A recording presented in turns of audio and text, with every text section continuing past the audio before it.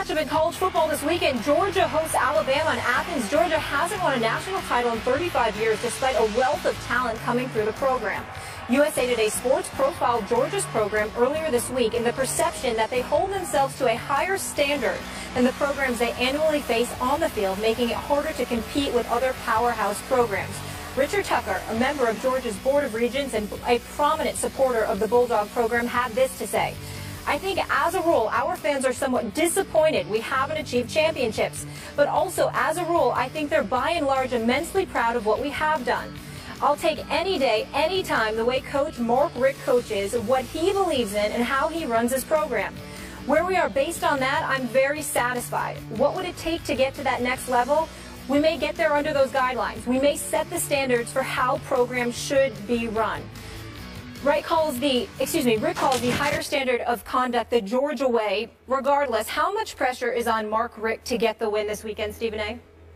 I think there's immense pressure on him. I think they're like 17-23 going against top 15 opponents in his career, if I remember correctly. Obviously, they don't have a national championship in quite a long time, spanning 20 years. Florida and Florida State has one, LSU, Alabama, of course. The list goes on and on. Auburn has captured one. I mean, you just look at the landscape evolving around him when you consider the fact that Georgia is such a hub for young marquee talent, and Alabama, that's one of its main recruiting grounds. And you're Georgia with the talent that you have at your disposal. It comes a point in time where Mark Richt has to step up and simply get it done. And the fact of the matter is that hasn't happened as of yet. They are the favorites tomorrow afternoon.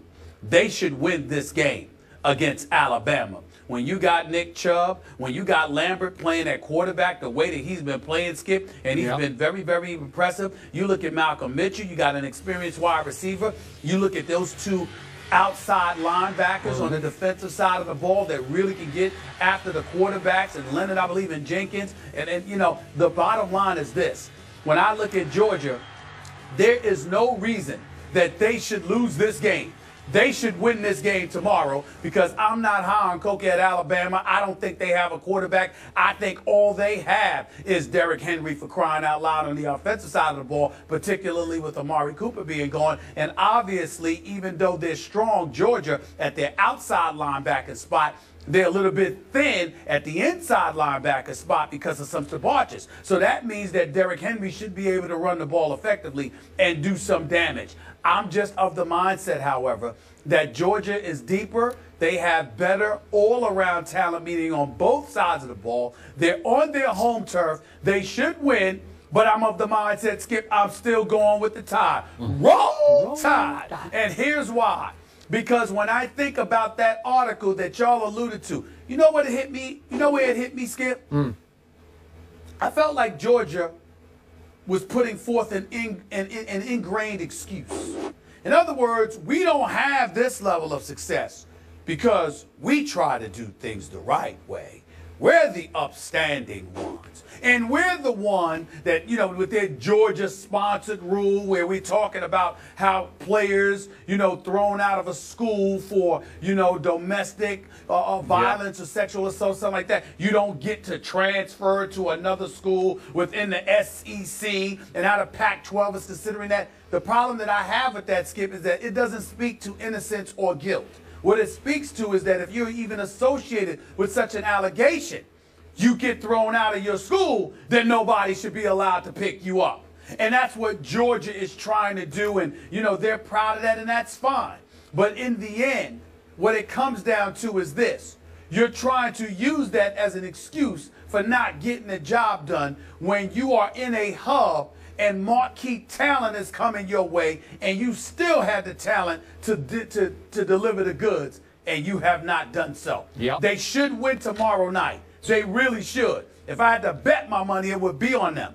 But something tells me Alabama is going to win this game, because Georgia, led by Mark Richt, who seems to be a very nice man, by the way, simply finds a way to get in their own way. They find a way not to win big games. I agree. Last night, I tried to make a case for Georgia. I actually went to sleep last night thinking I'm going to pick Georgia, and I'm with you.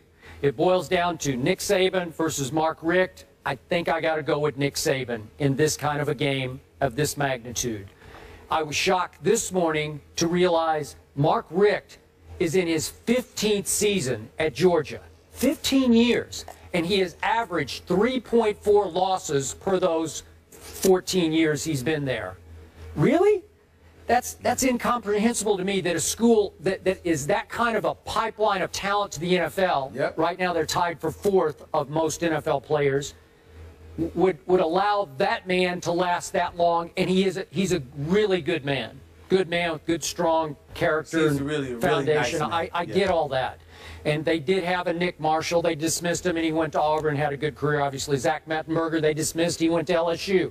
That Jonathan Taylor, they dismissed, and for a brief while, he was at Alabama. We get that. But in the end, it's about wins and losses. And the best, he had one loss year. All the way back in 2002, they wound up finishing 3rd in the nation that year. Then they finished 2nd in the nation in 2007, having lost to South Carolina and at Tennessee during that regular season. So this is a big deal for Mark Richt. I could see where he would really be on the hot seat if they lose this game. If they win it, then they would have a shot to go ahead and win out. Then they would probably, I'm just guessing, have to play Ole Miss in the SEC championship game, and then we would see what would happen.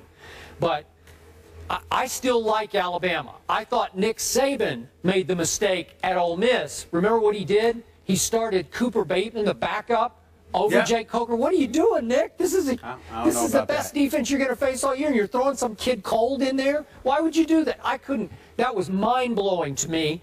I think Jake Coker is a pretty good college quarterback, and I think he'll be pretty good against Grayson Lambert tomorrow. And I think that Alabama defense will just shut down Chubb. And it's like a meat and potatoes sort of offense that is made to order for Alabama to have for lunch and dinner, actually.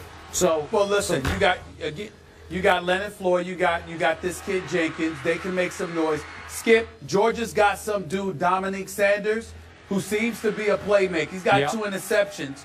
You know, he's got 2 interceptions already in return, both, combined for 121 yards. He seems to be a difference maker on the defensive side of the ball. We'll see what Georgia is capable of doing. But in the end, I think it comes down to Derrick Henry's ability to run the football on Georgia in the inside, okay? Yeah. Because you know those outside linebackers will get to Coker or Bateman. You just got to believe that will happen. Whether it's Leonard Floyd or Janoris Jenkins, you got to believe that one, or Jordan Jenkins, you got to believe that one of them are going to get to him. But on the inside, running between those tackles, I think Derrick Henry could do that. If he can run right, I don't think Nick Chubb, as great as he is going to be able to do that against Alabama's defense. Nope. I don't see that happening. So, again, to me, if you're going to beat Alabama, you've got to beat it with Lambert throwing the football, all right? And you've got to neutralize their running game in the process. The combination of those 2 things happening to Nick Saban in a game like this, I can't bet my money on it. I just can't do it. I can't do it.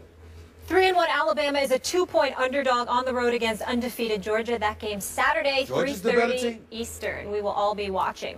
Bart Scott went in on Tom Brady. Wait till you hear what he had to say about Brady off the field. That's next. Can't wait.